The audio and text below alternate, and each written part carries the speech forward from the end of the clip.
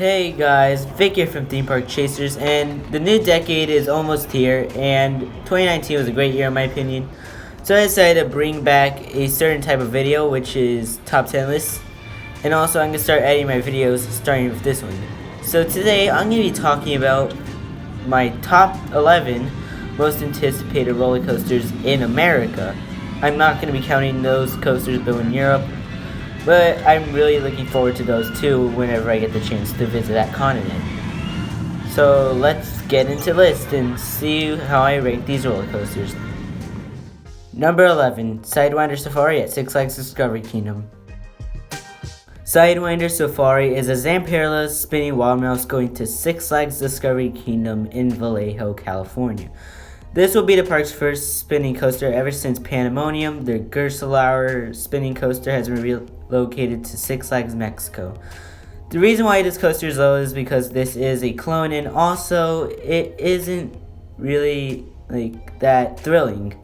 However, probably it will have some great moments, such as when you're spinning, because sometimes if you're sitting on the edge of these Zamperla spinning coasters, they can be pretty intense and really fun, even though they're just clones. Number 10, Unnamed SBF Visa Big Air at Craig's Cruisers Family Fun Center. This unnamed roller coaster is a prototype that was announced at this year's IAAPA. Made by Italian manufacturer SBF Visa, this model is known as the Big Air, and while it looks like a normal spinning coaster, one of the cars looks different from the rest. This coaster is known as the hamster wheel coaster by IAAPA attendees, because one of the cars, mainly the front one, looks like a hamster wheel. Riders board the wheel face to face and traverse the layout like normally until they hit a section of drive tires, which actually flips the wheel temporarily. And then riders go through it again, and it's kind of the same thing. To be honest, while this is low on the list because, it looks pretty weak despite this hamster wheel feature. To be honest, I think it's more unique than a cloned spinning wild mouse. Also, this coaster is actually going to be getting a home at Craig's Cruisers Family Fun Center in Mears, Michigan next year. So I'm glad that at least SBF Visa is starting to improve, even though I've never been a big fan of them, to be honest, but this coaster does look really unique with the hamster wheel car.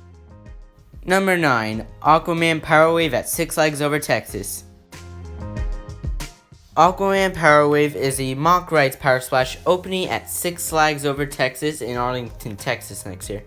This is the first of its kind model in the USA, however it has been introduced in a few countries such as Belgium and China. The most notable example of this model is Pulsar at Walibi, Belgium, and from what I heard, these coasters or water coasters are really fun. From what I heard, the airtime's really good, and you do get some good G's. And the best part is honestly getting wet, soaked. To be honest, from what I heard, not a lot of people are excited for this ride because it doesn't have the turntable like the other two power splashes. And also, that must mean that it has a poultry capacity, which I think that's going to cause a lot of long lines.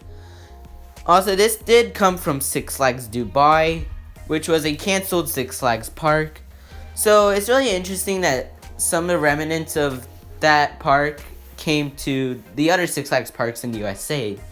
And while it doesn't look to be it just looks like a clone, but at least it looks thrilling, and it probably has a refreshing end despite the capacity.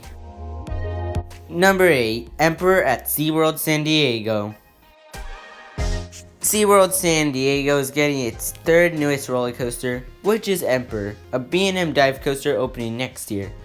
This roller coaster will be located between Journey to Atlantis and Wild Arctic, and will be themed to the Emperor penguin, which is a species of penguin that dives into the icy waters below in search of food. This coaster will be one of the smaller B&M dive coasters, and while it may not be that good of a thing, to be honest, it makes way for better pacing since it's going to be even more compact. And unlike the bigger B&M dive coasters, it won't have the mid-course brake run. And that way, the pacing, like, it just keeps on going instead of like slowing down almost to a halt just for another like steep drop. It may not be the tallest or fastest coaster in California, but it's sure to be a lot of fun, and I think this is going to be a really good addition for SeaWorld San Diego, and I cannot wait to check this place out in the coming future. Number 7, Candymonium at Hersheypark.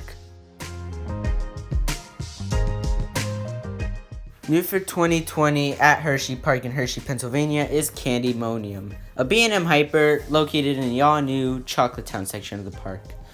This roller coaster will be the tallest, fastest, and longest coaster in the park, along with being the 14th coaster built at the park. I really had a hard time ranking where this coaster should go because I think they should go higher.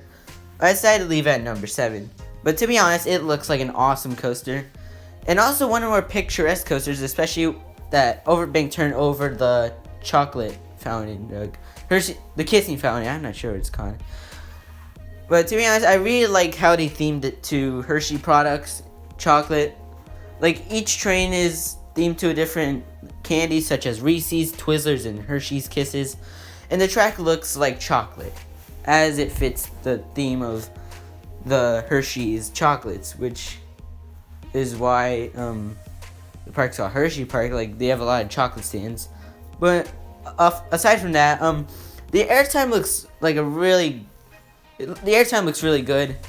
Also, I like how like B&M hypers are starting to become more popular in like in parks in the USA. And this coaster reminds me so much of Mako at SeaWorld Orlando, which is my number 4 roller coaster so far, until I ride more coasters soon. But overall, this looks awesome, and Hersheypark was already a bucket list coaster for me when Sky Rush was, like, when Sky Rush opened. Also Storm Runner and Fahrenheit were there, but this just made the coaster lineup even better. Number 6, Orion at Kings Island. Heading over to Kings Island in Mason, Ohio is Orion, a B&M Giga located in the former spot of Firehawk. This will be the park's tallest and fastest roller coaster, and while a lot of fanboys are disappointed, to be honest, this looks like a fantastic coaster. It has some unique elements such as the 85-degree first drop, which sure to give some great airtime, a wave turn that looks pretty tall, and also probably would give some nice airtime too. And also, it is going to have a top speed of 91 miles per hour, so if you're sitting in the front, expect lots of wind to blow in your face. And while it may be one of the shorter Gigas and also the smallest one, I think it's still going to be an awesome ride. And at the same time, like, it just looks like just awesome in general. And it'll also have a space theme. It's themed to like a meteor shower striking the park, and that some scientists invented a simulator that heads to the Orion constellation because there's a planet there. I don't know, it just looks like a nice coaster, and also the story is pretty cool too. Kind of confusing, but it's really nice, and I cannot wait to return to Kings Island one day and ride this along with the other awesome coasters at the park. Number 5, Icebreaker at SeaWorld Orlando. Coming to my home park next year, which is SeaWorld Orlando, is Icebreaker, a Premier Rides launch coaster located next to Wild Arctic and the Bayside Stadium. This will be the Skyrocket model, and from what I heard, this is supposed to be a family thrill coaster, so families will enjoy this coaster, but also enthusiasts will get a kick out of it. I think this is a bit more of a thrill coaster because there are actually some great moments of airtime on this coaster, and also the 100-degree spike, which will have, or will be, the steepest drop in all Florida. For a second, I thought, like, when I first saw the stats, I thought they meant like steepest drop in the world, even though those like coasters are like steeper than that. And also, that is just a spike; it's not actually a drop. But at the same time, this looks like a fun coaster, and has some decent moments on this ride. Now, this does have the comfort collars from Premier Rides, which like SeaWorld likes to put them on these coasters. But I'm guessing since this coaster has like a 40-inch height requirement, they're trying to make some of the younger riders feel more secure. And I think it would have been better if they had lap bars. I don't really mind. This is going to be an awesome ride, and I'm not sure how it's going to be, but construction is going really fast with this coaster, so can't wait to ride this at my home park next year. Number 4, Texas Stingray at SeaWorld San Antonio. Coming to SeaWorld San Antonio in San Antonio, Texas next year is Texas Stingray. This is a GCI Woody that is the first wooden coaster to come to the state of Texas ever since Boardwalk Bullet and Keymaw Boardwalk. This will feature lots of airtime moments and snappy transitions, and to be honest, it looks like an awesome ride. GCI has always made some fun roller coasters, and this one looks like no exception. This thing looks awesome. Well, I haven't ridden it yet, and also it is testing already. Like, it's not even 2020, it's already like testing the coaster like those at SeaWorld. So, cannot wait to ride this soon. Number 3, Jersey Devil Coaster at Six Flags Great Adventure. Jersey Devil Coaster is a RMC Raptor coming to Six Flags Great Adventure in Jackson, New Jersey. This will be the third RMC Raptor installed. First one being Wonder Woman Golden Lasso Coaster at Six Flags Fiesta, Texas, and Railblazer at California's Great America. Though this will have an original layout, 12 rows per train, and will be the tallest and fastest and longest RMC Raptor. And to be honest, that just makes the ride even more insane, because from the other off-ride POVs of the other Raptors, like, the pacing looks like a Connects roller coaster. It just keeps on going.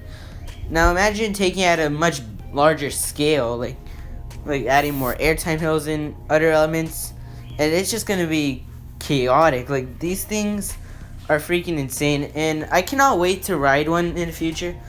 Also, I wonder if this is gonna be El Toro. Like, people say, like, some say yes, but to be honest, some kind of doubt it. I'm not sure because I haven't ridden any of these yet. Like, I haven't ridden Jersey Devil and I haven't ridden El Toro yet, so I'm not sure. But someday I'd like to check both of them out. Number 2, Pantheon at Busch Gardens, Williamsburg. The fourth SeaWorld park to be getting a new roller coaster next year is Busch Gardens, Williamsburg. They're getting Pantheon, an intimate multi-launch going to the Festa Italia section of the park. This roller coaster is full of unique elements such as a fast switch track, a vertical spike, and a beyond vertical drop at 95 degrees. This will be the fastest multi-launch coaster in America at 73 miles per hour, I believe. I think it was 72. Sure, but this thing looks awesome, and I like how they themed it to the ancient Roman gods, which is a really interesting theme, especially since it fits the Festa Italia theme, like, because it's Italy. And overall, this looks like an awesome coaster, and Busch Gardens Williamsburg is a top 5 park for me, and I really want to return there to check this out along with the other coasters at the park. And it's also really beautiful, so cannot wait to go back for this and just the park in general. Number 1, Iron Gwazi at Busch Gardens, Tampa. The fifth and final SeaWorld park to be getting a new roller coaster next year is also getting my number 1 most anticipated roller coaster of 2020. Busch Gardens Tampa is getting Iron Gwazi, an arm-scene conversion of the former wooden coaster Gwazi, and this thing is just incredible. I've already seen construction going on.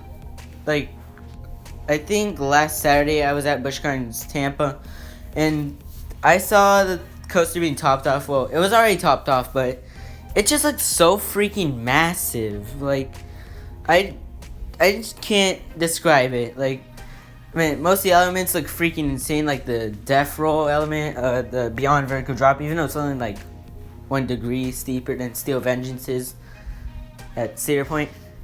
Also, it is going to be the tallest and steepest hybrid in the world, though it only beats Steel Vengeance by 1 foot and 1 degree. But it's still going to be an awesome ride, but I'm not sure if it's going to be Steel Vengeance because it doesn't have as much airtime, but this looks like one of the more unique RMCs in my opinion, and I cannot wait to ride it next year. 2019 was a great year in my opinion, and I think 2020 is going to be an even better year for coasters. And some of the picks on this list are kind of controversial, to be honest, but I mean, just handle it with a grain of salt. So hopefully you enjoyed this video. Make sure to hit the like button, hit the notification bell to be notified about a new video. Subscribe to Theme Park Chasers. Stay tuned for more videos coming soon to Theme Park Chasers, and I'll catch you guys next time. Happy New Year's, everyone.